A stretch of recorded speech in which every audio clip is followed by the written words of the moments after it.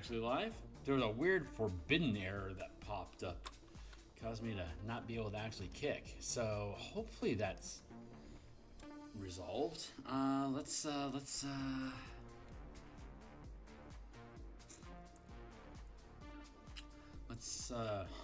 like I have some sort of weird double feed happening here. So let me check and see. Is this the one that's actually live? Something's going on. Or is it it looks like I have two streams that are running.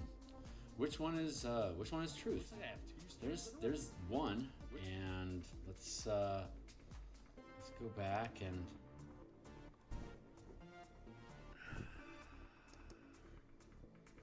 doing 5. I'm sorry, I'm just dealing with some weirdness here. I don't know. I'm just dealing with some weirdness here. Okay, there's that. Just wondering if there's going to be two things that are kicking at the same time. For you, I'm waiting. Okay, so I think what I need to do is go back into my channel here. Sorry for the delay, guys. I'm figuring something weird out here. Live stream, streaming software, public, live now. This one is scheduled, so I need to kill this one.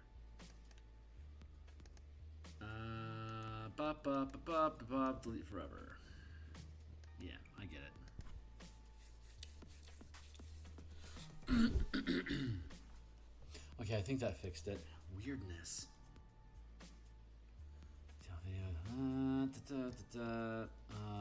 Your channel. Let's go back to my channel. Let's click back on here. Looks like channel. Let's click back on here. All right, sorry about this, guys. Okay, looks like we're stable now. So, cool. Weird. It launched a stream. I'm using OBS, and I launched a stream, and it said there was a forbidden error. And then so I shut down the program and launched it again, and it went through fine. But now there's two upcoming event messages, so that seems it's just off. So I'm going to kick through my social media uprisings here. Dump. Cool, and that should take care of that, and then we're going to push back. Okay, great. So, everything's under control. Sorry. Hey guys, my name is Phil Kearney. I create role-playing games, I illustrate them, and I publish them online. And I'm a D&D enthusiast. I've been playing D&D since 1987. I've been using Eberron as my homebrew world of choice since 2006. And I've been creating content on the DMsGuild since 2017, but I have never published an adventure. So that's what we're in the process of doing right now. Crystals of Mavar is for 4 to 5 characters, level 7, 8. And it's fighting necromancers and undead in the Carnwood of Carnath and the continent of Conair. Conair. Anyway. Let's see. I figured I got all that done. Let's fix our screen here and just do a final blurb. I'm on the X Twitter platform at Phil Kearney. You can catch me there if you're interested. Illustrations that I do, links, coupons, and stuff like that. The books I build here on YouTube. Hey, new subscribers. Thanks a lot, guys. Like, subscribe, hit the bell icon to get notification when I'm live in the future. Here's the entire playlist of all 315 episodes. We created this book cover back around episode 40, so you can see that being built. And right now, we're just making villager tokens. So we have some village maps and a lot of NPC tokens to run around on those. There's some hazard tokens as well.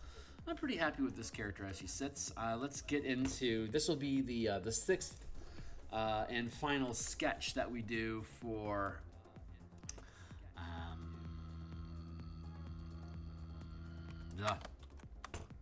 villagers. Right, so once we finish this guy's sketch, we can then move into coloring all of them. So I've been working on page layouts in the evening. Here, I'll show you real quick, just so you can have eyes on this thing as it comes along.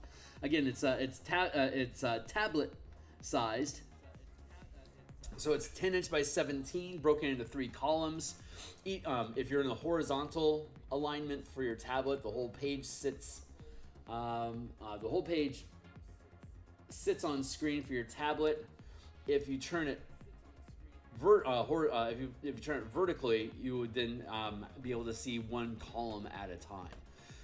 So I'm currently going through here. Let's go down to the end of the document.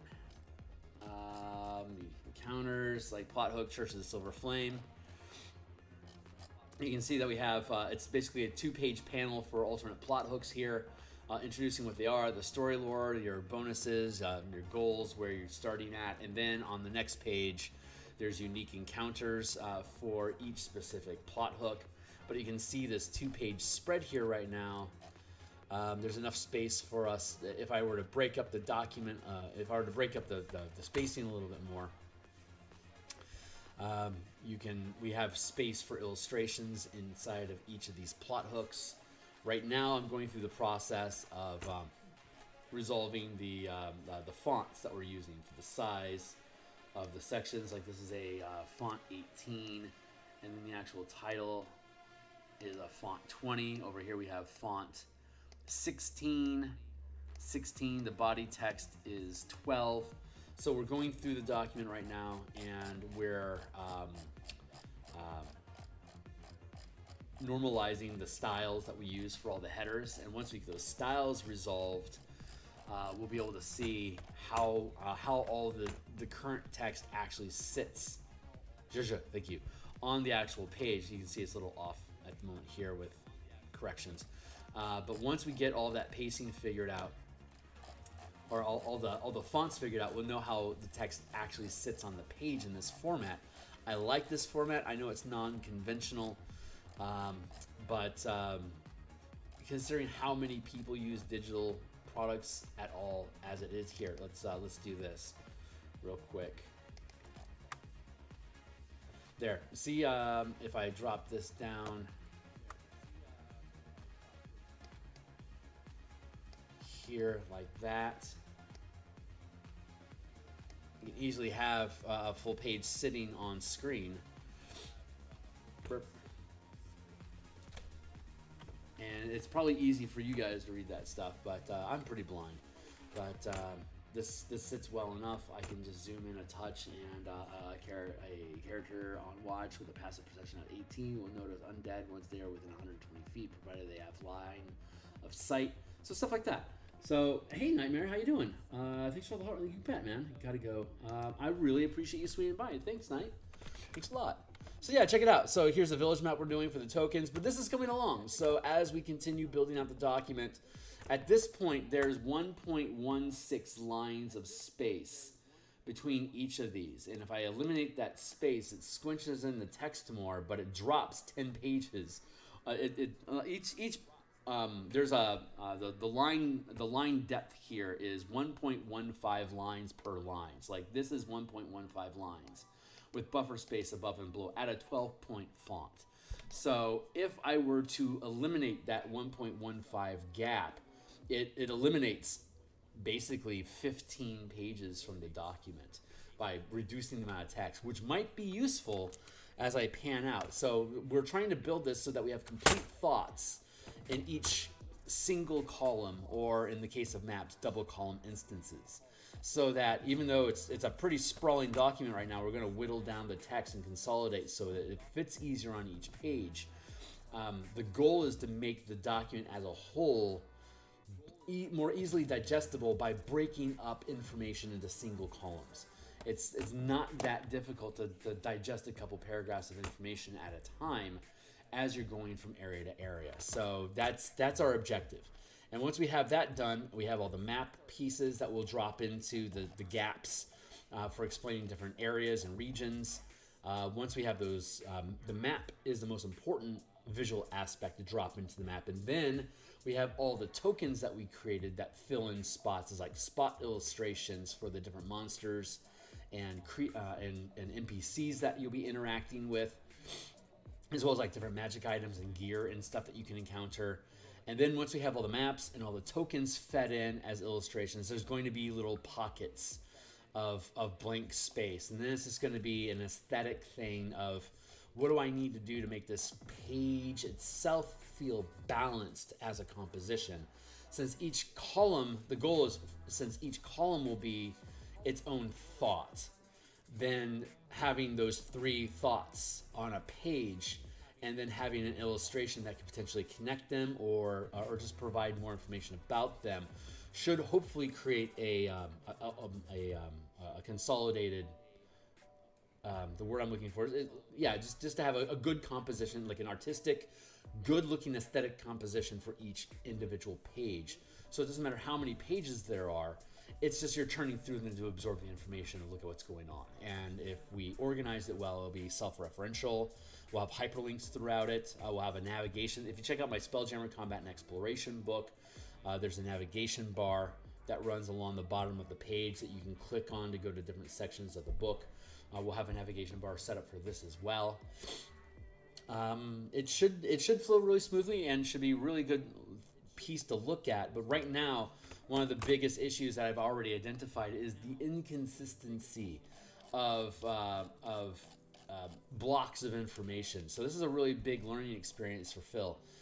Is organizing, like for example, if we scroll down to the plot hooks, the alternate plot hooks. There's a default plot hook at the beginning of the adventure, and then there's all these alternate plot hooks that get fed in, that allow you to approach the adventure from a different direction, so it's more suitable for your campaign, where your campaign is at when you're at 7th level, to be able to make this work into it. So, but you can see there is. Let's get past the items and oddities. There we go, Appendix 3 alternate plot hooks. So like here's the first plot hook. There's a large block of story lore for the Council of 12 as your patrons. There's a larger block for Ader Academy. But then you come down here to, say, Church of the Silver Flame, and the story lore is very, very short. So there's an inconsistency here in text block formatting. So what I want to do is go back through and get each of these subsections, the story lore, goals, bonus resources, adventure rewards. I want to get these all to a standardized size so that they each have a place that they're supposed to sit on the page in their own proper column, and that I know about how much space each is going to fill. So it'll either be a lot of text or it'll be short text and an illustration.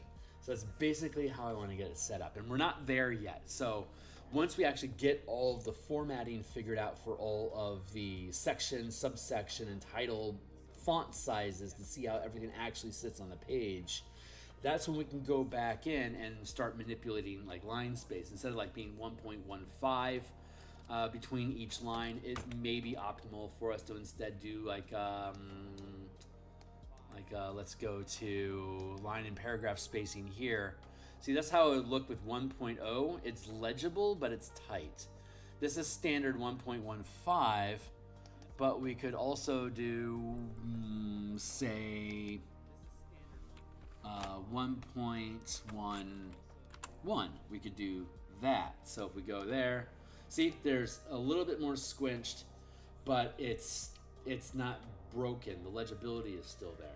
So I could go through and do the entire body with this, like reduce it by 0.5, and that'll end up trimming, that would end up trimming off 5 pages from the document. It's insane. So that's the kind of stuff that we're going to be messing around with.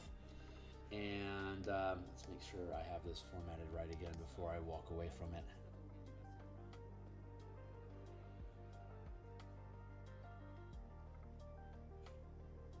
Yeah, we're good. Okay, cool. So I'm going to go ahead and shut this down. And let's get back into sketching. So there you go. Like we can feed these little dudes into the little spots inside of the village block to talk about who you're interacting with and blah blah blah. So anyway.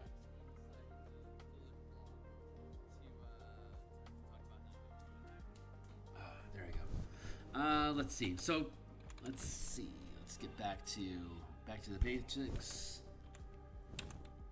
2 pixels. Let's do this guy's head. I'm not liking his body posture isn't right, so I need to adjust it.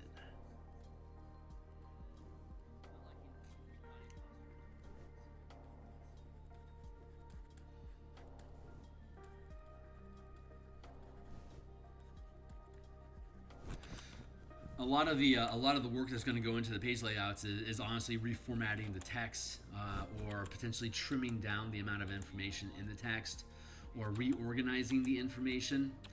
We don't have a lot of rewriting to do. It's mostly just trimming, so which is fine. We put in a lot of work to have. It's 60,000 words currently, which is insane, and I would like to trim that down to like 45, which is a big cut.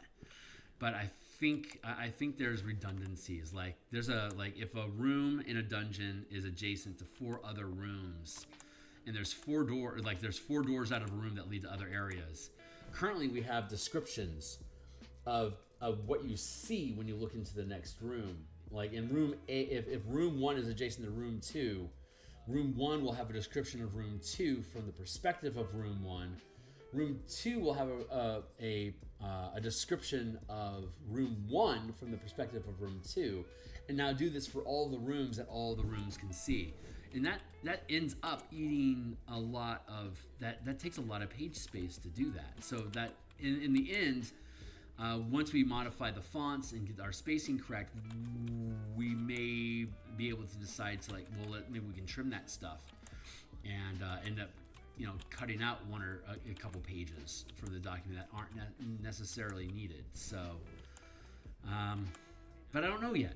These are options that I have available to me when we go into post-production. People like artists, writers that get hired by Wizards or other companies sometimes will complain, this flavor text that I provided got cut. This is why it gets cut.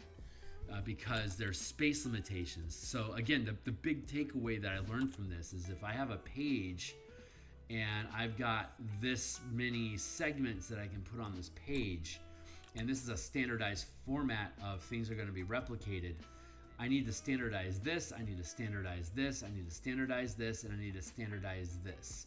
These 4 different positions to make sure that when I feed the information into it, it's going to fit the way that I expect it to. And I never considered that before, honestly. I've never had, like I said, this is the first time I've made an adventure. This is that's a suggestion and a tip that has never come up. I have yet to see any advice channels or anything talking about adventures, like how to standardize your font, your formatting, so that you can reliably assure the text that you're writing is going to fit into the space that you have available for the document. So that was a really big learning experience, and now that we're where we're at and we're dealing with that reality, that's where layout editor skills come into effect, which is why I'm glad I'm the hub for all these different hats that have to get worn, because if I had to farm this back out for a layout artist and editor to coordinate together to make it happen, like that's a monster. Like that's just a logistical nightmare. 20. So since I don't edit my own work, what happens is Andy Healy and we wrote this, and we hired Stuart Braz to edit it. And now, as the lead designer and and one of the writers, I can now wear a post edit, a post editing hat, to then do post edits with the formatting. So all the edits are good. Now I, as an editor, I get to go in and edit the edits so that they fit inside the inside of the page space that we have available. So this is why I hire an editor, to make sure that the document that I have, all the text is good.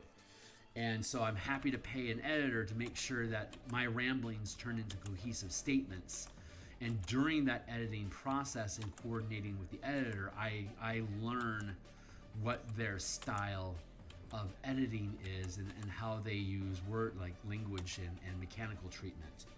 And so once we establish that, I can then trim away stuff and replicate that style and keep it inside the writing, even though I may have to change what the writing is to fit in the format that we need. But that's why you want to, when you're a design lead, you want to be able to do all these different pieces. Like if you're going to lead a project, it's good that you acquire all these skills before you do, so that as the project lead, you can step in and cover the gap or compensate for any surprises like this along the way without having to worry about shattering your budget. So hard rambles here, guys. Don't mind me. That's where we're at. I was really, I wonder if it was like salmonella or something, but I was down yesterday. I was not here, but I spent a lot of time sitting down, if you know what I mean, and it wasn't doing artwork. So I had to break off stream yesterday in the morning as well as last night. But as a result of it, I was able to get a lot of page layout stuff taken care of. We're almost done. We'll be done with the font layouts, font selection this weekend for sure, and then we'll be on tomorrow. Maybe on Saturday. Well, I mean, I'll spend time on Saturday on off screen, but I don't know what we're doing on Saturday specifically during the workbench morning. But I do know that I'll be spending a bulk of the day. Let's get this here, and get that hand size up some more. But yeah, we'll be trimming down text. We'll be optimizing text block sizes next. So it's and once I go through this process, I'll know what to look out for in the future. Hopefully this tablet size, this tablet format is going to jive with the community, and it works as intended, and people are receptive to it, because I like that since they're PDFs, I don't need to build them like a book. And they fit on 11 by 17 pages, so if you wanted to print it out anyway, you can.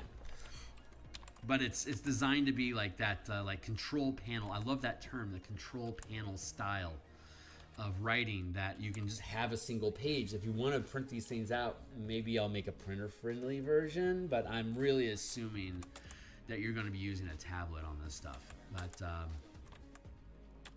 and I am not a print book enthusiast. It's really cool to have your work in print. It is very, very satisfied to receive a physical copy of a book that you've worked on.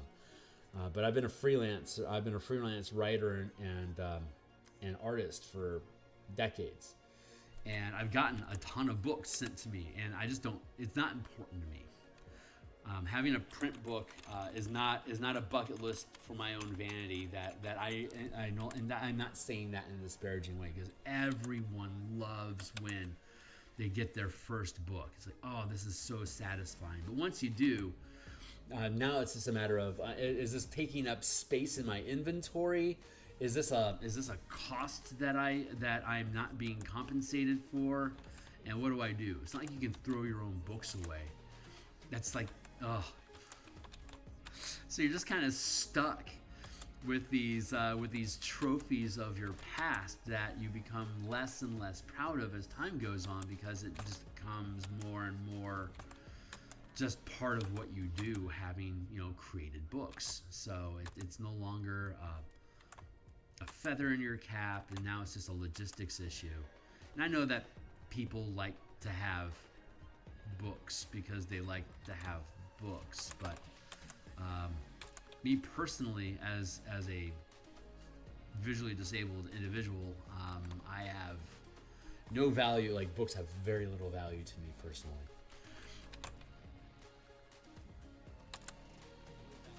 So I'm hoping that this that this format's going to work well. So I'm really, it's a big challenge more than anything. It's a very, very interesting challenge. And this is the level of ability that I've attained to be able to take on these types of challenges. So I'm very, very proud of that. That feather in the cap, as it were.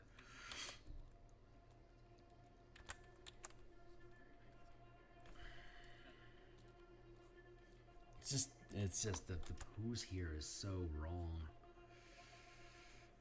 I really need to just drop this down into a stick figure and figure out why is this not jiving. So we'll do some old school skeleton work.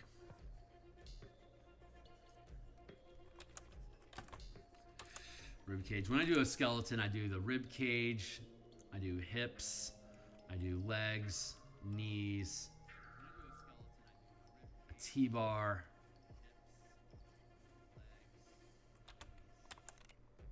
I know that the elbows end where the rib cage is at, and hands end up about halfway down the thigh.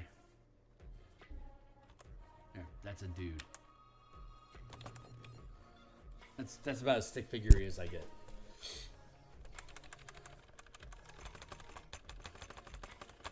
Blank that out so you know where I'm at in the process. There. Tilting his back because he's carrying the grain, so I think I want to be like that. Maybe my problem is that I'm trying to do a 3/4 view and a half view. I might be twisting my perspective. That's a thing that can happen, where like the lower part of the body faces this way and the upper part of the body faces this way, so there's a natural unalignment in the skeleton. And if you're not paying attention, if you're working with a pose you're not familiar with, that can happen. So that's currently what I'm considering. Here's the spine. And it has, again, spines have a curve to them. It takes you through the frame of the body to the skull. Maybe we don't need to have this one facing the viewer. Maybe we can just have this one a bit off kilter, facing sidewise.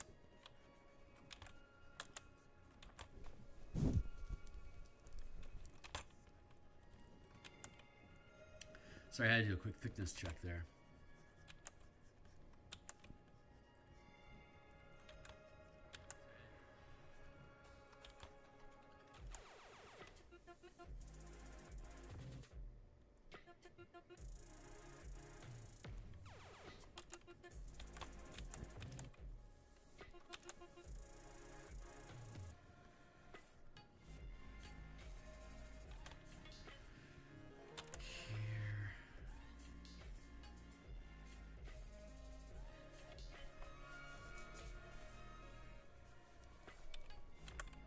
Can be too big. Let's drop that down a tick.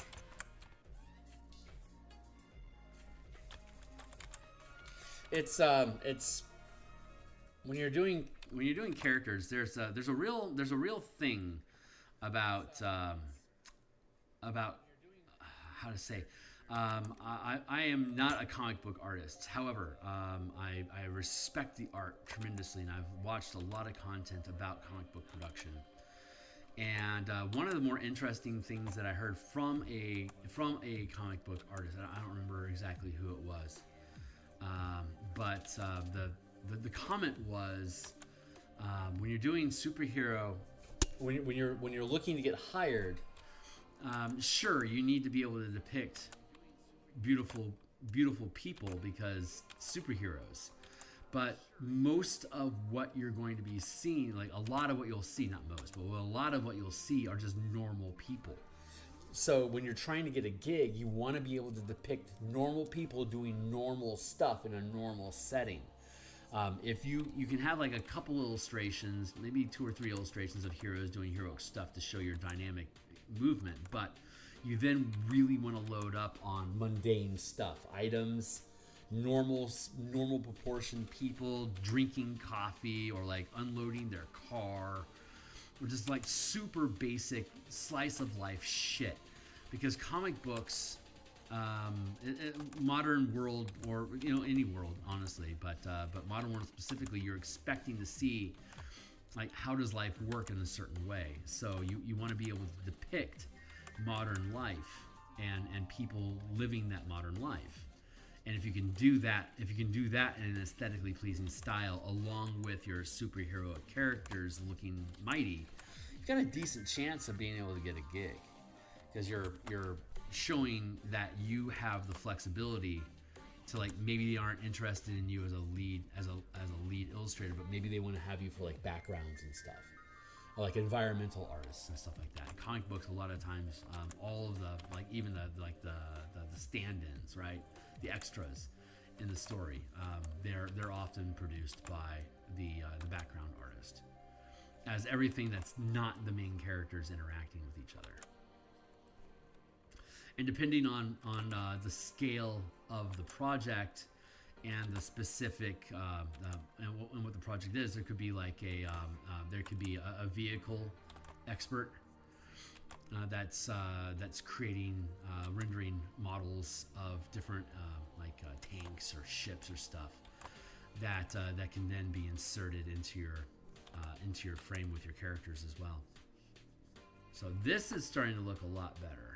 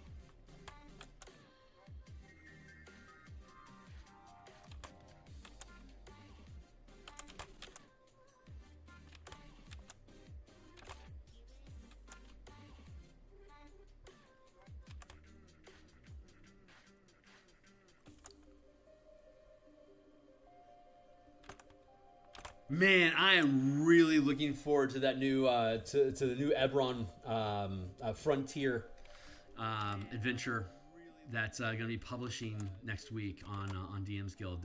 DMsGuild has never done a pre-release for a third-party content producer, and God bless Keith for being the first. So that guy is just constantly just smashing everything. I'm very, very proud to.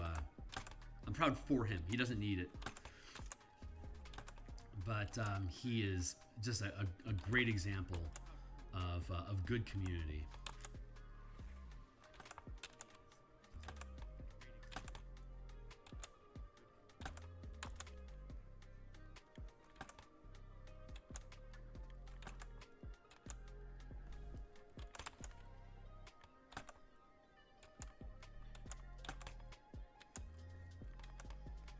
That's feeling pretty good about now. I'm going to erase that and go back. Forward isn't the right way. Maybe we should go back. Get our lats in here. Wrap around the ribs here like that. Got our core.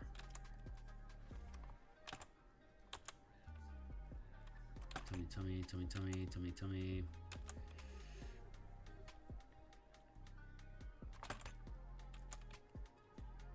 Belt zone. How's our head doing? 1, 2.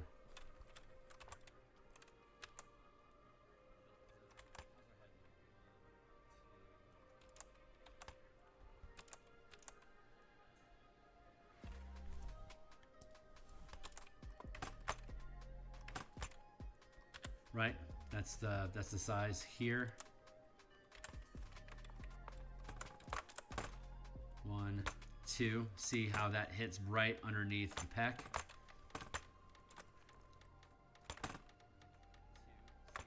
3, right at the belt line is number 3. And then 4 would be mid-thigh past the groin.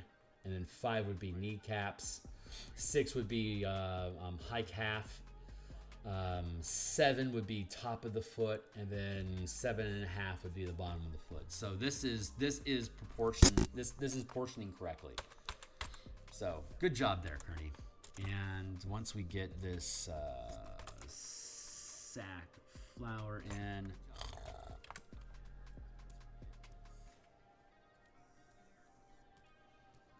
drop that into the trash file. Let's take this and drop it down a few notches. Drop this down a few more notches to push that up. Take this, push it down. About there. Good. Go back to here. I'm going to drop this down a bit so it stands up. It doesn't get in the way. And now we'll make our grain sack. So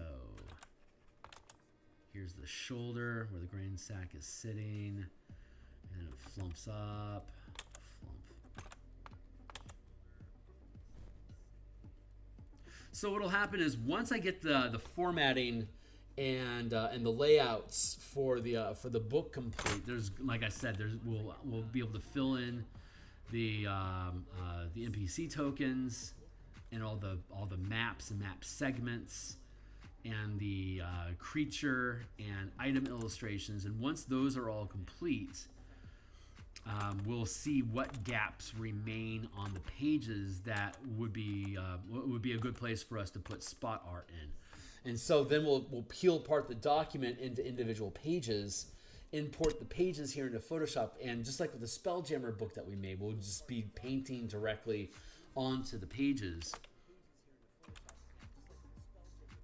So you'll be able to see how we're actually fusing everything together. And we did that for the Spelljammer book. We did that for the Elemental Key book.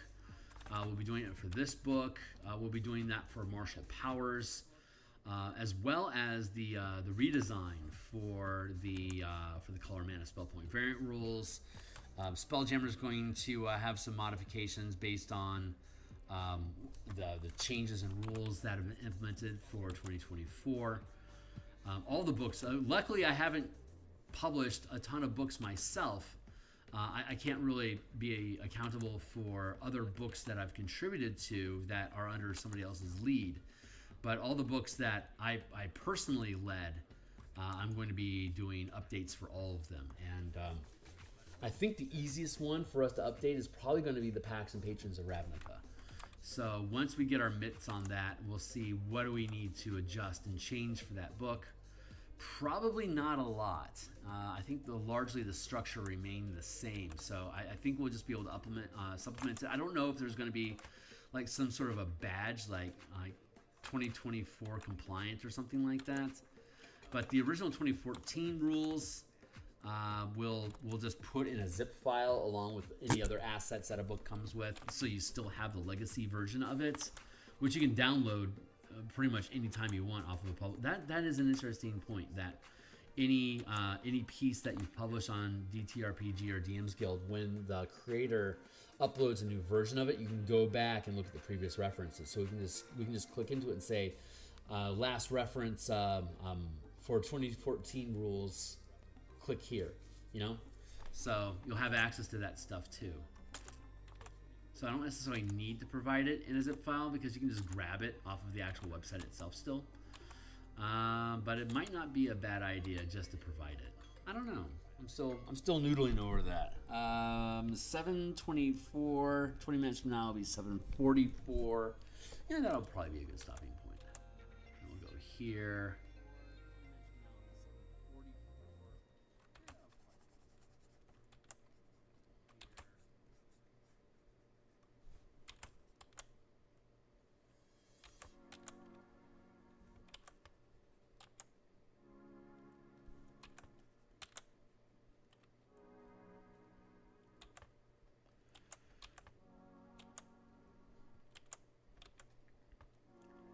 In an effort to not over-specialize and to include diversity in my life, I've fallen back in love with chess, and which is great because a bullet game I think is 5 minutes, but I forget what they call it, the 10-minute timer. I think that's standard time. Anyway, I've been playing 10-minute games.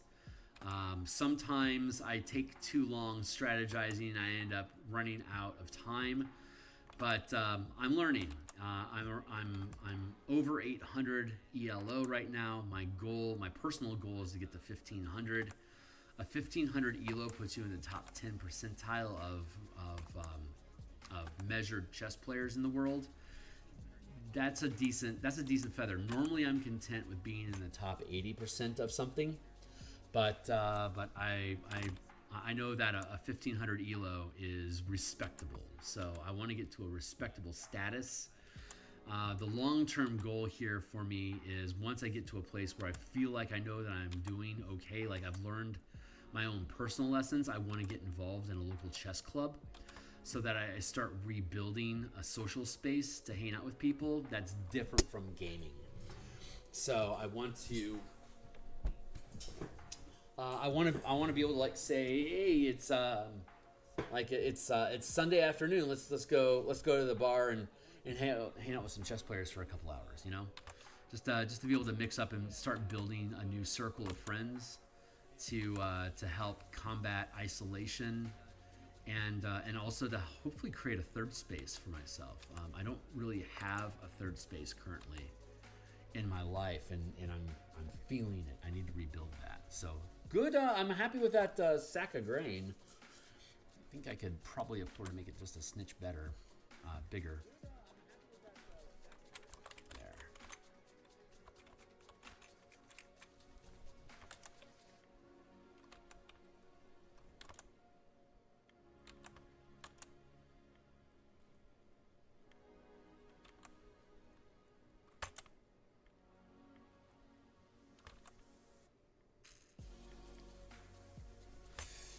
Whew, man, my body is still... Whatever I did yesterday really messed me up, man.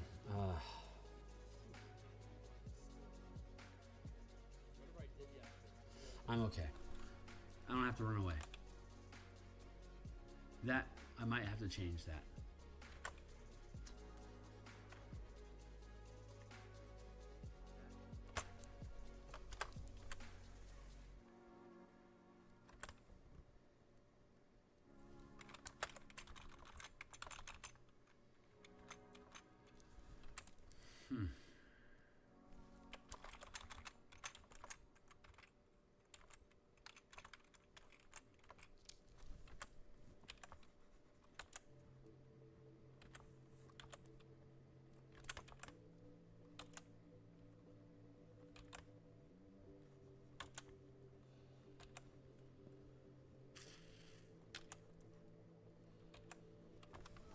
Not liking those changes. Let's go back.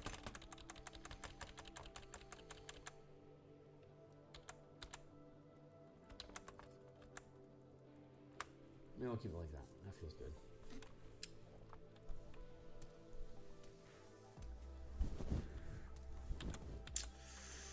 Oof, I can feel a disturbance in my force.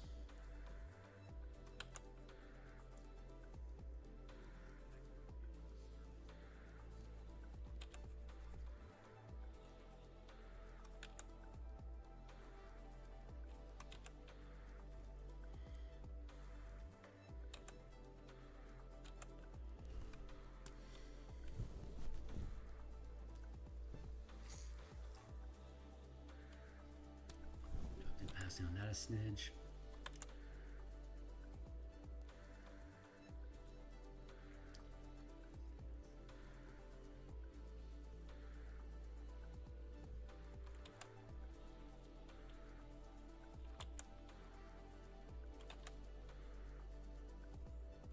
I was watching Aeon Flux again the other day, and I love the Aeon Flux shorts.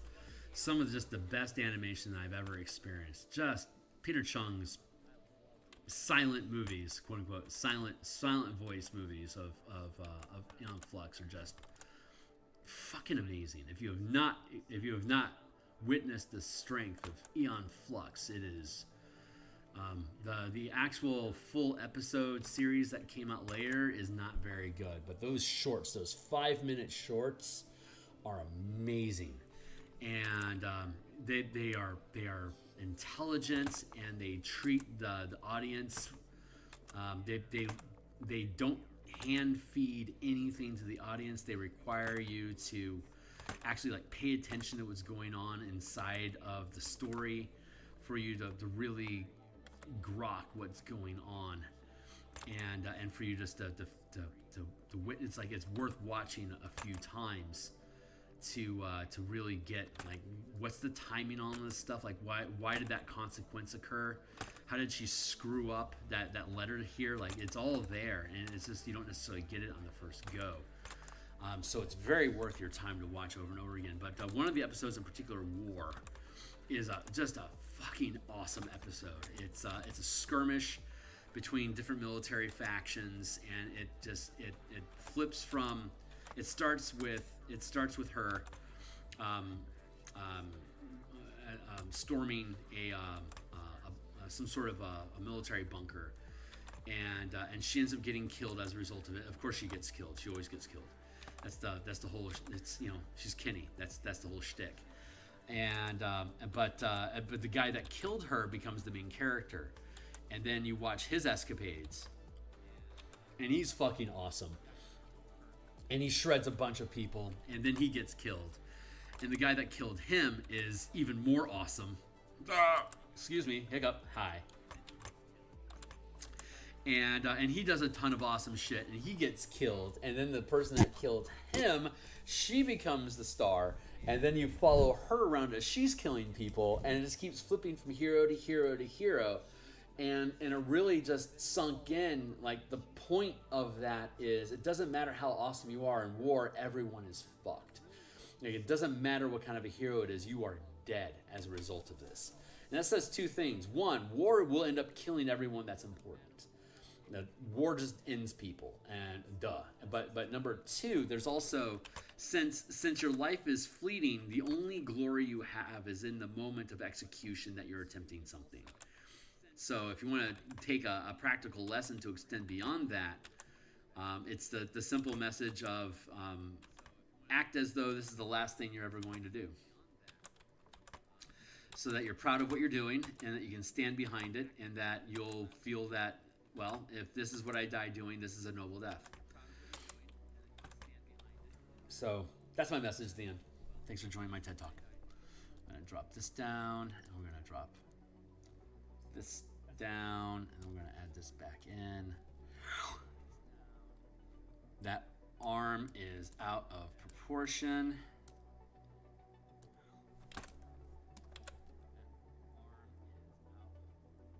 Is it? Slightly. It's only slightly out of proportion. I only need to bring it down a tick. And then gives it a tilt.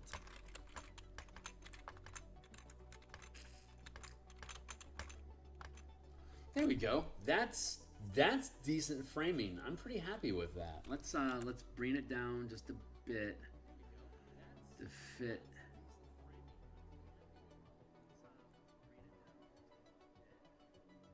Yeah, that's portioning pretty well.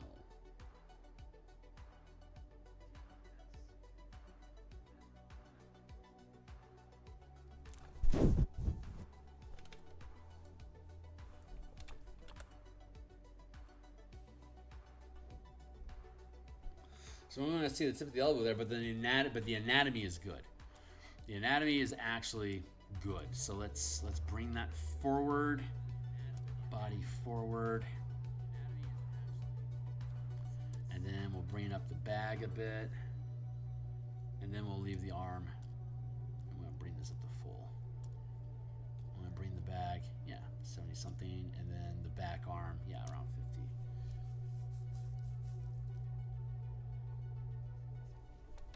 And now let's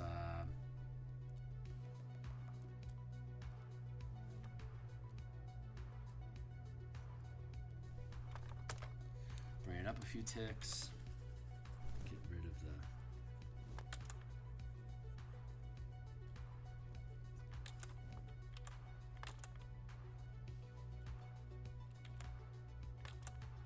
there. How we doing?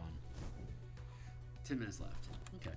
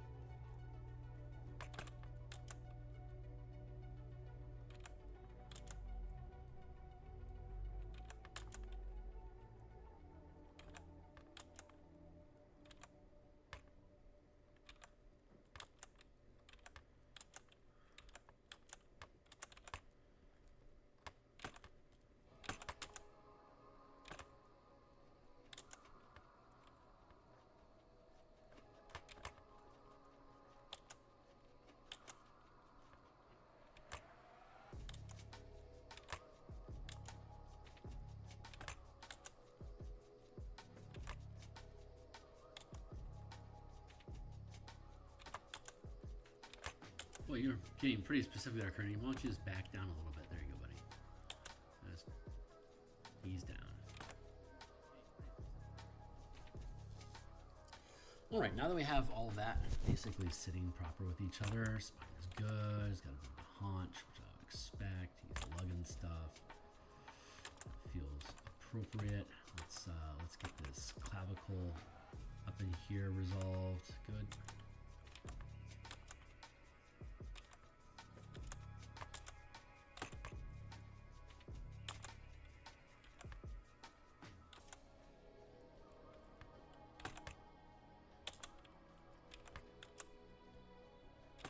Anatomy is good, so let's get some flesh on this dude. I'm gonna drop this down a bit. Let's get some flesh on him. I mean, some clothing.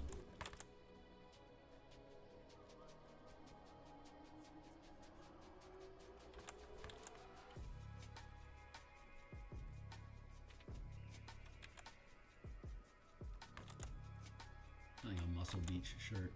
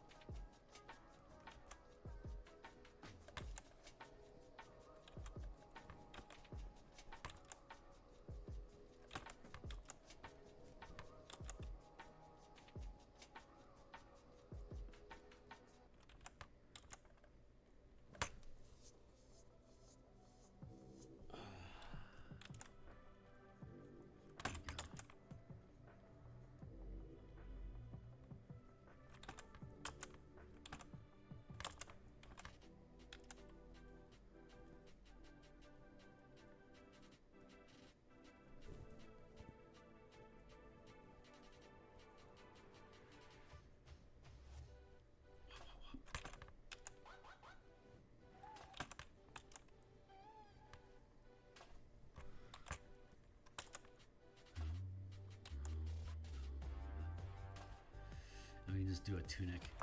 It's very simple.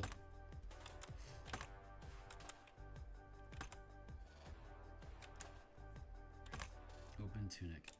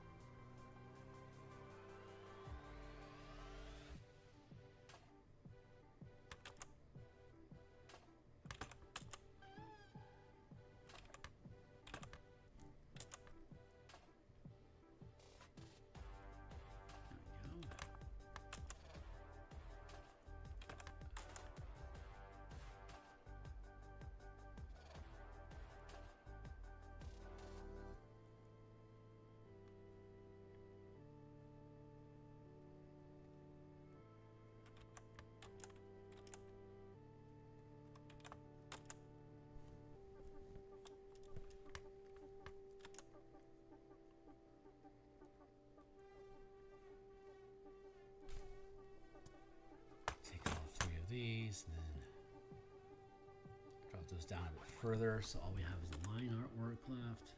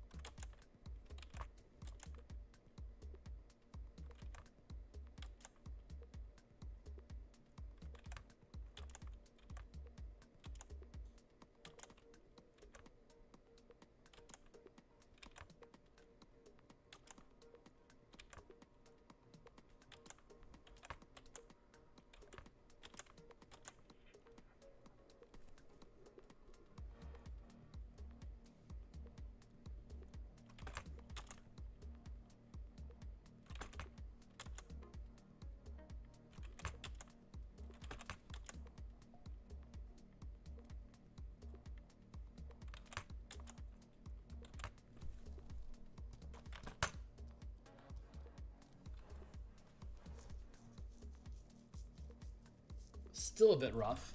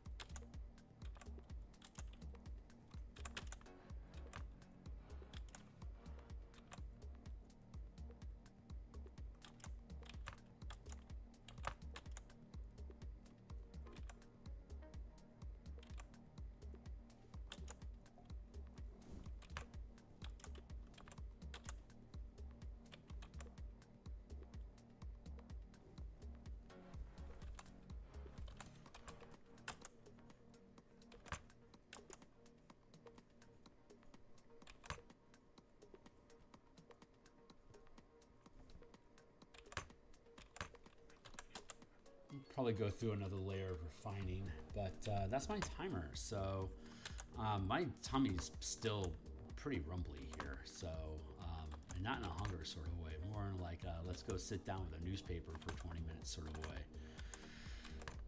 So I think I'm going to be cutting stream at this point. I'm going to be back later on today, though. The plan is around 2 o'clock here in Seattle, which should be 4 o'clock, or it'll be 5 o'clock on the East Coast. I think we should be doing some more class update stuff. I'm not sure if we're going to be working in martial powers directly, or if we're going to be like working on like maybe spell point sorcerer instead, or start looking at the color mana revisions. I'm not sure exactly what we're doing there, but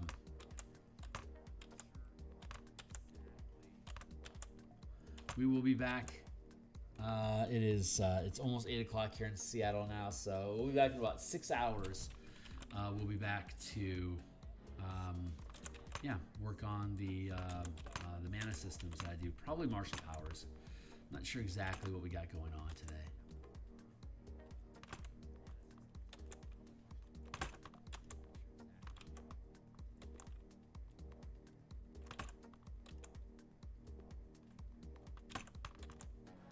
Give us a tilt. There. All right, that's good for now. So we will when we do pick up. I feel like I'm gonna bend this a bit more like that. Let's take this here. Free transform and give that a bit of a tilt.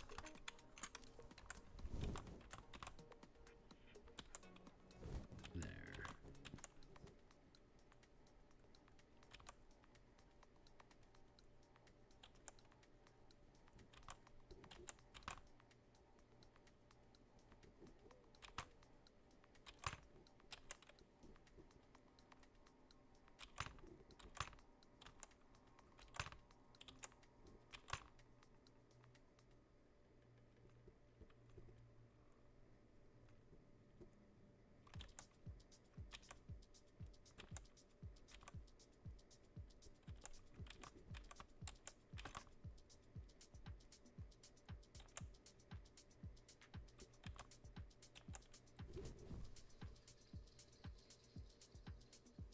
It's looking a hell of a lot better than it was.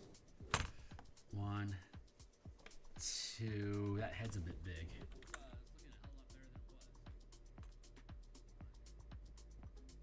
And then I'll be done.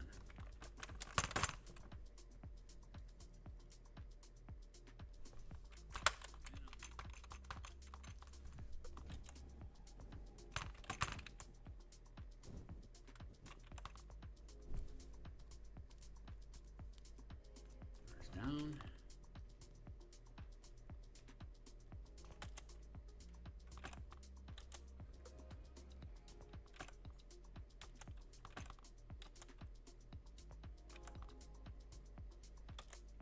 There we go.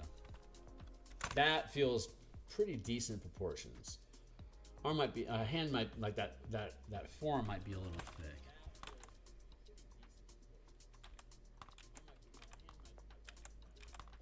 Not unreasonably so.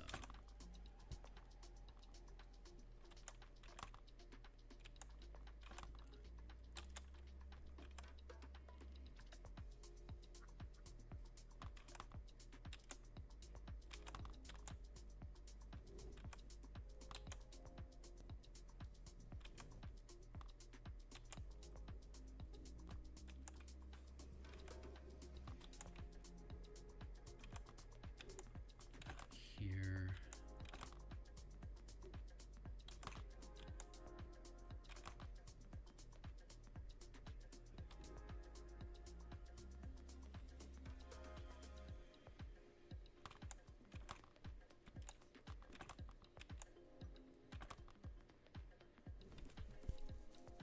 Cool. Okay, great. That's we're going to go ahead and cut here for now.